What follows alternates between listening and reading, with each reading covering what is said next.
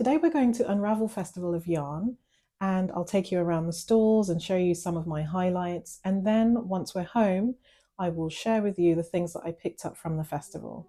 So if that's something you're interested in, then please keep on watching.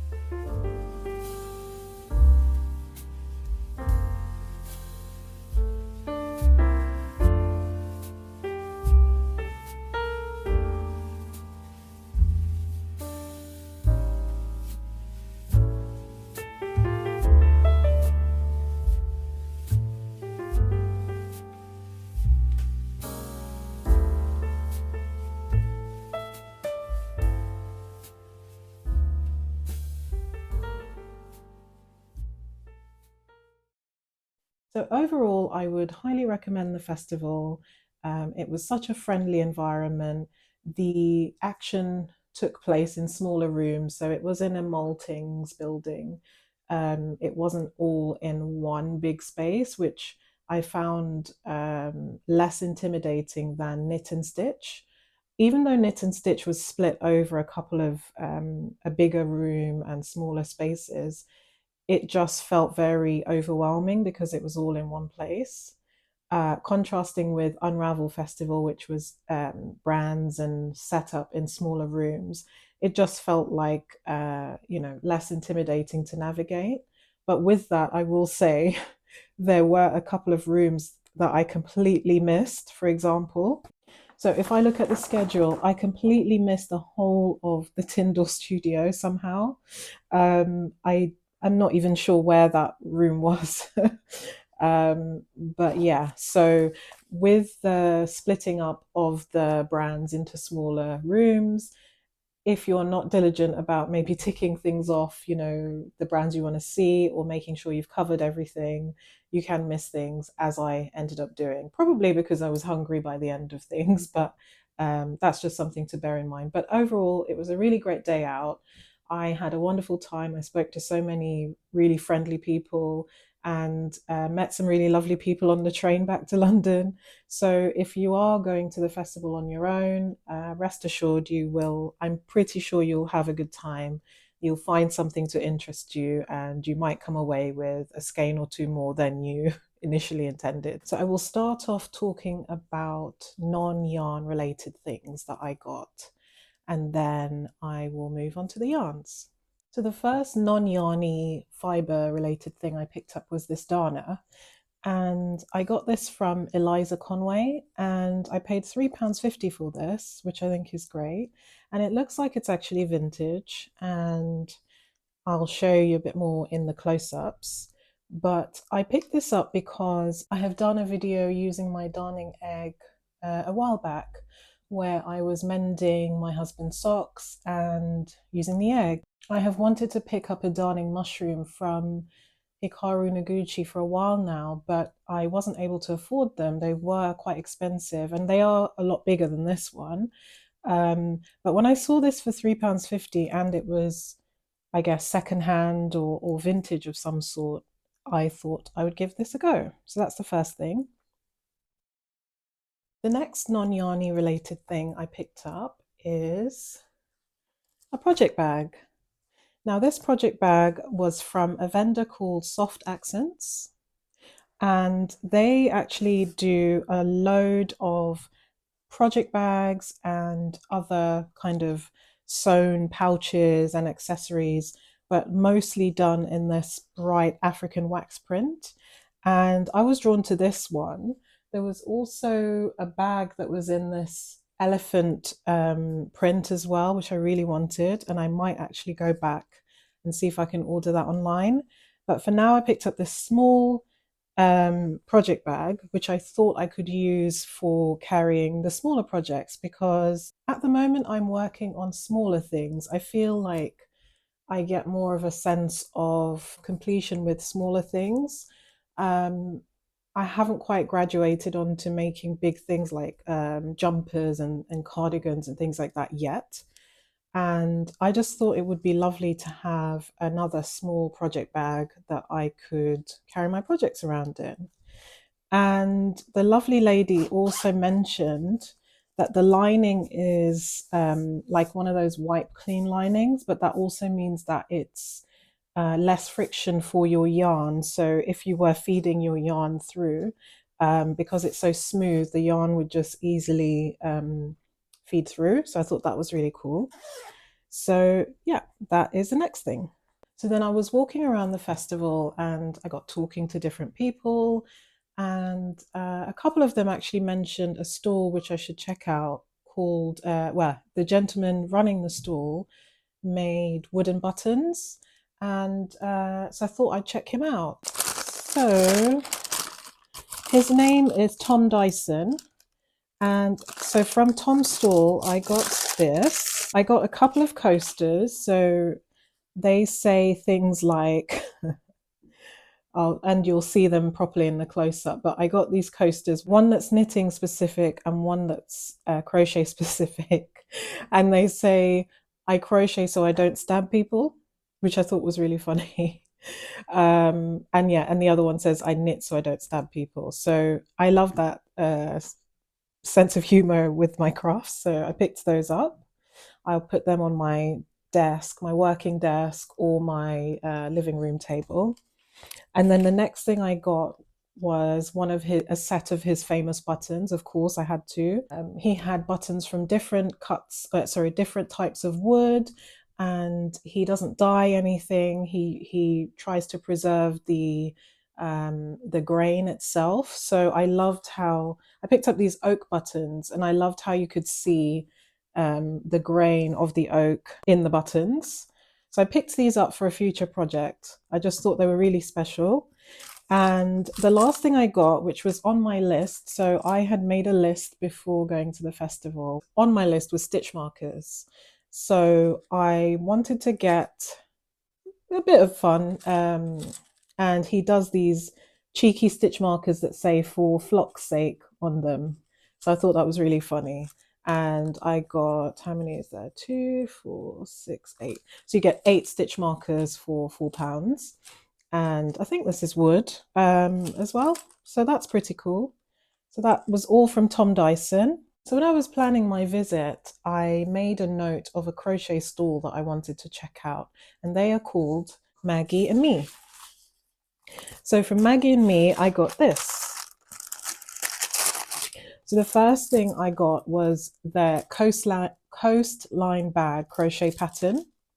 So there's that pattern there. And they actually had the bag made up in a raffia yarn, which I haven't used before, and I would love to use raffia. So I picked up the pattern for this bag, and I think it's like hexagon and square shapes to form the bag. And then on the stall, they actually had leather handles, but here you can see the handles are made out of yarn. I think I could actually use yarn as well, because I have some what is the brand? I think it's a French brand. But I have some yarn that is like a tubular yarn, a bit like macrame cord, but thinner. So I'm thinking I might actually try making the bag in that yarn first of all, and then if I like it, I might then buy the raffia. But I want to use what's in my stash. So that's the first thing I got, was this pattern, and for the summer bag. And then, as I mentioned before, on my list for Unravel Festival was stitch markers. So I got 2 other sets of stitch markers from Maggie and Me. So they're these gold stitch markers with stones and gems on them. So I got 2 sets, and they are, how many do you get? 2, 4, 2, 4, 6. Yeah, so you get 6 stitch markers in each of the sets. I picked up 2. The next non-yarn related thing I picked up was from Ethel and Joan.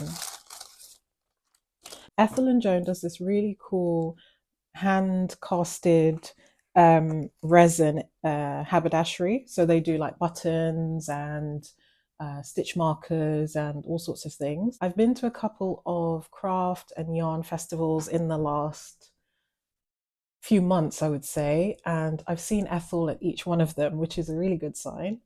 She's absolutely lovely. I met her a couple of times, and I've been eyeing up her buttons. So she does these cloud buttons, and I had to get them.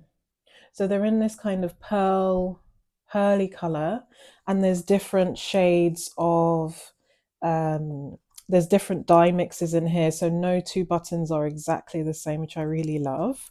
And the color is so neutral that I could use it on any project. But I just love the fun shape. I feel like trying to be a bit more fun with my crafting. This would be a really nice touch. So I have 2 sets of buttons from my trip to Unravel now, and that was actually on my list. So I had buttons, stitch markers, sock yarns, etc. But I'll show you those later. So that's the first thing from Ethel. And then I also saw she had these needle minders. So she's got these really cool needle minders, and as you can see the magnet on the back.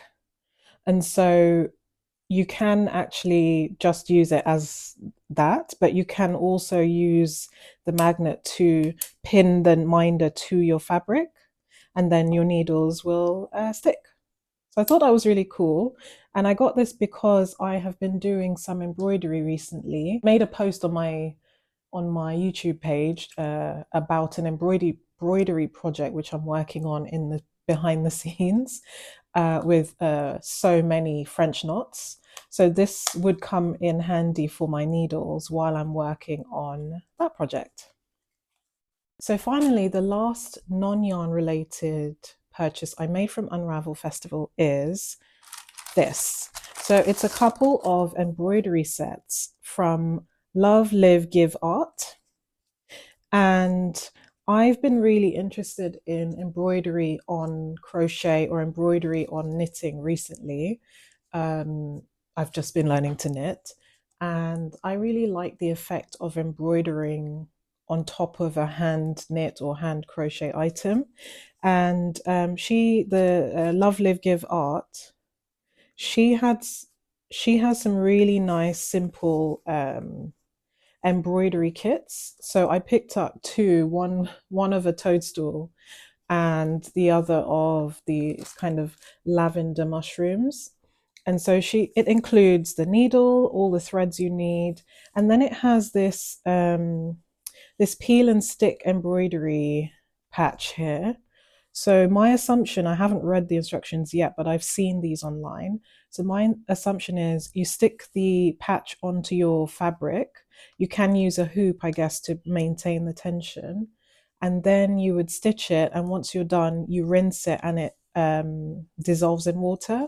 So I'm really looking forward to trying these two kits, and hopefully I can get some of the paper so I can use in the future for similar projects.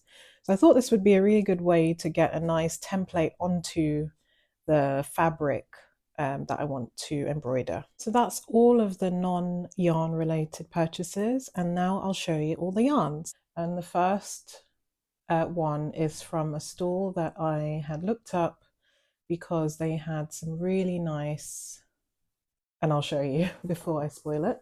So the yarn dye was called Along Avec Anna. I picked up 2 balls of their silk mohair, one in Dune and one in Vanille. So I have this really soft yellowy alpaca yarn, which I wanted to make a small project with. And I think this would be a really nice complement to that. It would soften the yellow color. And then I also got Dune for a similar reason. So I have some sort of brownish beige smaller projects that I would like to work on, and I thought this would be a nice test. I can obviously pick up more of this if I need to, but I just wanted to try it. So the makeup is 72% fine kid mohair and 28% mulberry silk, and you get 210 meters for 25 grams.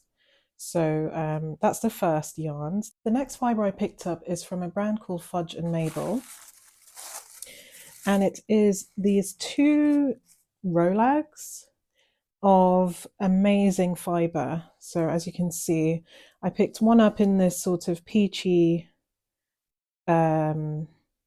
color, and then the other one I picked up in this green mix. And so Fudge and Mabel actually do the most amazing felted sculptures, and they also do luxury bats and luxury braids for spinning and weaving and felting and all of that sort of stuff. So I was intrigued by these. I thought this would be really fun so that I can get my drop spindle out again and have a go at spinning some really cute fiber. So that's the second thing I picked up. The next yarn I picked up is this from Creative Anarchy. So the colorway is called Falling, and it is 75% superwash merino, 20% nylon, and 5% gold stellina. And so here we go. And I'll obviously put some close-ups so you can take a look at them properly. So I have seen Creative Anarchy at another yarn show, but they were so busy. I think I filmed them actually in one of my recap videos. So they were so busy that I wasn't able to get to the stall to have a look around properly. And when I saw them at Unravel, I had the opportunity to check out their yarns, and immediately I fell for this greeny, glittery yarn.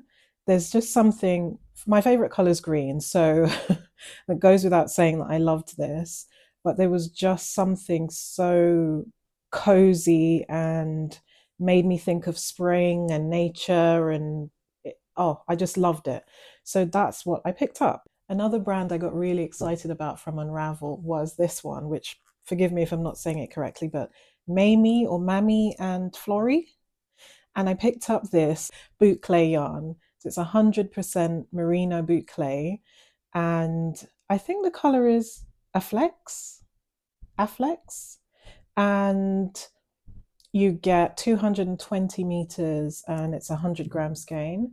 I have never seen anything as fun and quirky as Mamie and Florrie's samples, which I showed in my walkthrough of some of the stalls I looked at the festival. They do some of the funnest, brightest yarns that I've seen. And at the moment, it's weird because I'm drawn to natural colors like greens and browns and earthy tones, but then also I'll take a look at a neon or like a bright yarn and just be like really drawn to it. So at the moment, well, this yarn caught my eye and I just had to try. I know that boucle, maybe for crocheting, is probably notoriously difficult to work with. I don't know if it's because it's probably hard to frog because of the texture, but in any case, I really, really, really want to try making something with this. Holding it with something or alternating it with another yarn. So I think in the samples, Mamie and Florrie had actually alternated with a contrasting mohair, and that would be really cool to try. I don't know if I'm at that skill level, but I had to get this. So that was the next skein I picked up. So the next yarn I picked up is from a brand that I found at Make Joy Festival that I attended last year.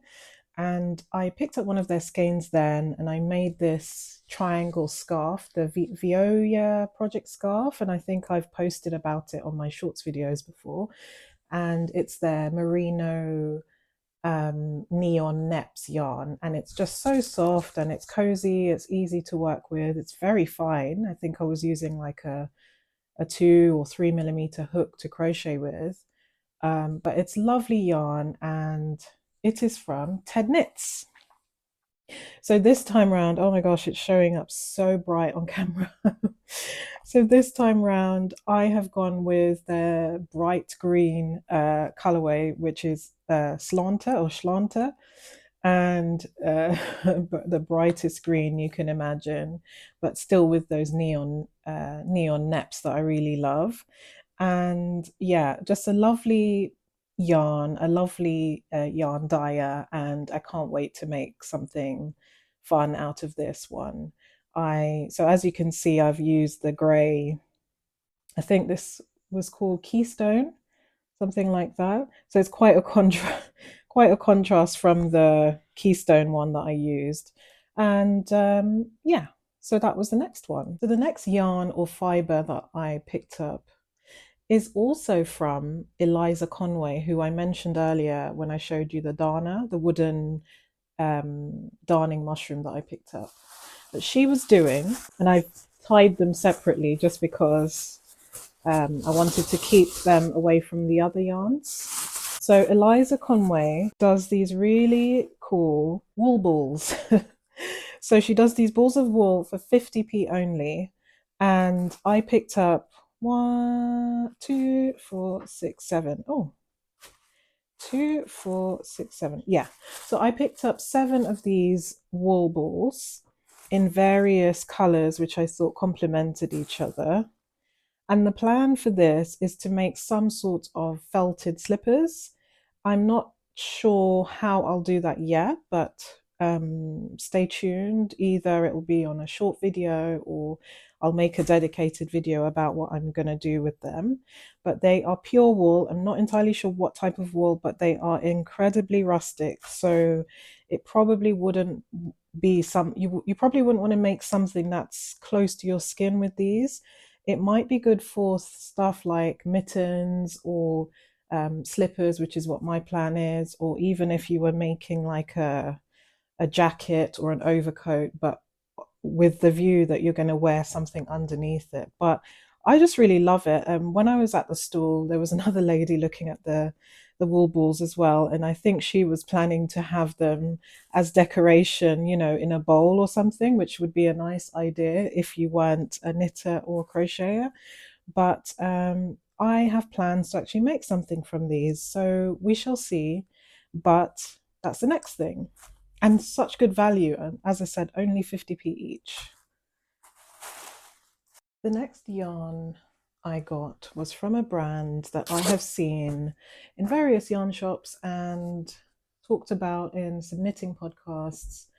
And I wanted to try the fiber, so I went for their minis actually.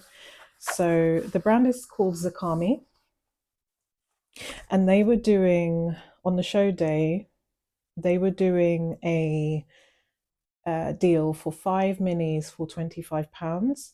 So I picked up 3 of the mini skeins of non-superwash merino fingering yarn in green shades of green.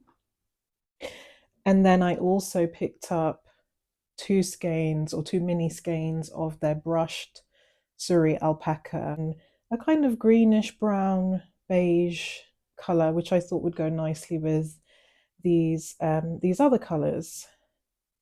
That's what I got from Zakami. They did have this yak fiber, this undyed yak fiber, which I do have slight regrets about not picking that up. It felt so light and airy. And there's a jumper pattern within the liner Let's Crochet book, which is made purely of merino. And I thought that that yak fiber might be a nice substitute for the merino, not merino, sorry, made of mohair. So I thought that yak fiber kind of mimicked mohair a bit, but maybe it isn't as itchy. So I do have slight regrets about not picking that one up, but I can always go to their website. So the final fiber related thing I picked up is a bit of a wild card, to be honest, for me. I've seen this in videos where people who raise sheep have shown this type of fiber before, but I've never actually seen it being used like in ordinary knitting or crochet. And when I went to the festival, there was a stall, there was a brand called Barnty Yarn, and they do, they do, I'll just show you. So they do the most awesome looking sheep locks, and they dye them. So they're all hand dyed. And the lady on the store was actually using it to knit into a shawl, or I think it was a scarf. She was making a scarf, I think, at the time, but she'd also knitted shawls. But yeah, so she was knitting, and then in between stitches, she would pick out one of the locks and put it in there. And then it would create this kind of almost like a faux fur effect. So if you can imagine, like, you had a faux fur stole or scarf, which I just thought was really cool. And she said you can do this with crochet as well. So I only picked up one bunch so that I could try maybe. I'm trying to think of something small enough, but this would be enough for to to add the locks in to see what it looks like. But I just thought this was so cool and different to add to projects. I also saw this on the Fudge and Mabel stall, and they were using it in their felted work. So you could actually use this in felting. And if you were, for example, making a jellyfish, these would be really organic tentacle shapes as well. So you could use it within your felted projects. So yeah, I thought I'd give this a try. Really interesting fiber. And I will link all of the brands that I purchased from in the description box if you are interested. So thank you so much for watching my walk around the festival and also me sharing what I picked up. So let me know if you have visited the festival before or if you have plans to visit in the future. I think the next one will actually be in the autumn. So there'll be 2 days in the autumn, the 11th of September and the 12th of September. Thanks so much for watching, and I'll see you in the next one.